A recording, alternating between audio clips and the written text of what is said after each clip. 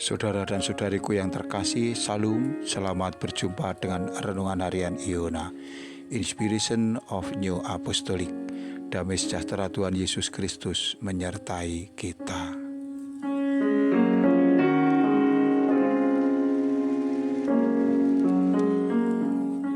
Kita akan membaca firman Tuhan dari Injil Lukas pasal 16 ayat 27 sampai dengan 29. Kata orang itu, "Kalau demikian, aku minta kepadamu Bapa, supaya engkau menyuruh dia ke rumah ayahku, sebab masih ada 5 orang saudaraku, supaya ia memperingati mereka dengan sungguh-sungguh, agar mereka jangan masuk kelak ke dalam tempat penderitaan ini."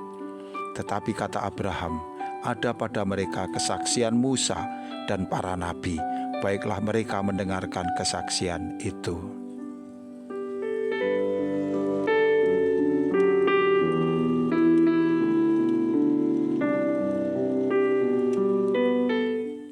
Saudara dan saudariku yang terkasih, orang kaya itu kini tidak lagi kaya. Dulu ia begitu hebat dengan kekayaannya.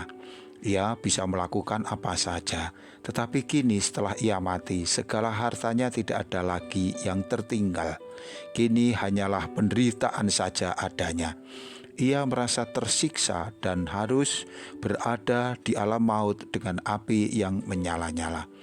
Keadaan ini membuat dirinya sadar bahwa perilakunya semasa hidup di bumi sungguh tidak terpuji, dan itu sungguh tidak berkenan di hadapan Allah.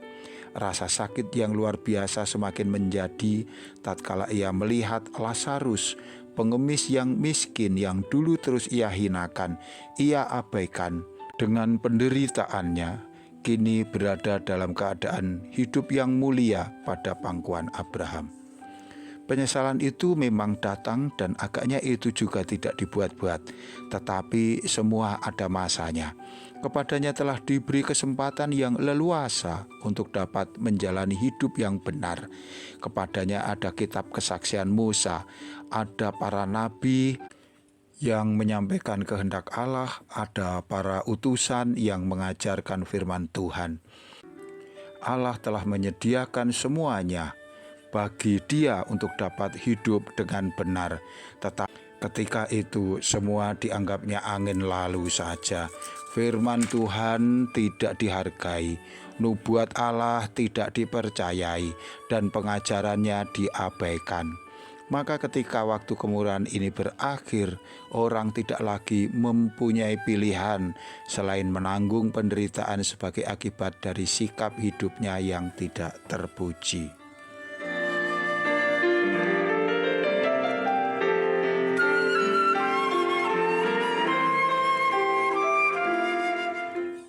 Saudara dan saudariku yang dikasihi Tuhan, begitu juga pada masa kita sekarang, di mana kita masih diizinkan Tuhan menjalani hidup di muka bumi. Mari kita berwaspada, jangan sampai kita mengalami kekecewaan yang tiada akhir sebagaimana yang dialami oleh orang kaya itu. Baiklah kita memandang para utusan, mengikuti firman Tuhan yang disampaikan, dan percaya kepada kesaksian mereka. Sesuai dengan amanat Tuhan Yesus yang disampaikan kepada para rasul dalam Injil Matius pasal 28 ayat 18 sampai dengan 20. "Kepadaku telah diberikan segala kuasa di surga dan di bumi.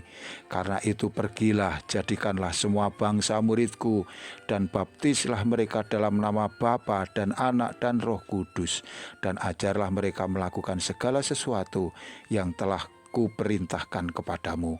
Dan ketahuilah, aku menyertai kamu senantiasa sampai kepada akhir zaman."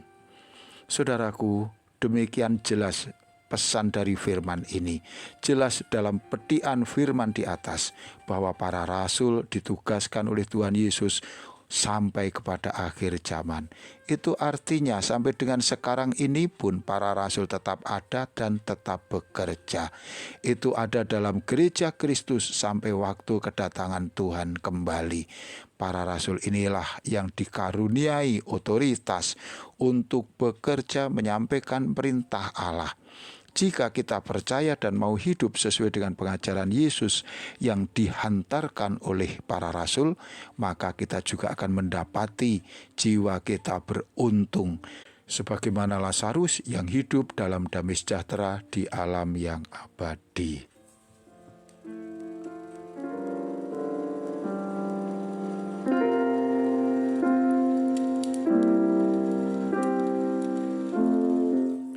Demikianlah semasa waktu kemurahan masih ada, semasa jawatan rasul masih bekerja, baiklah kita membuka hati kita untuk percaya.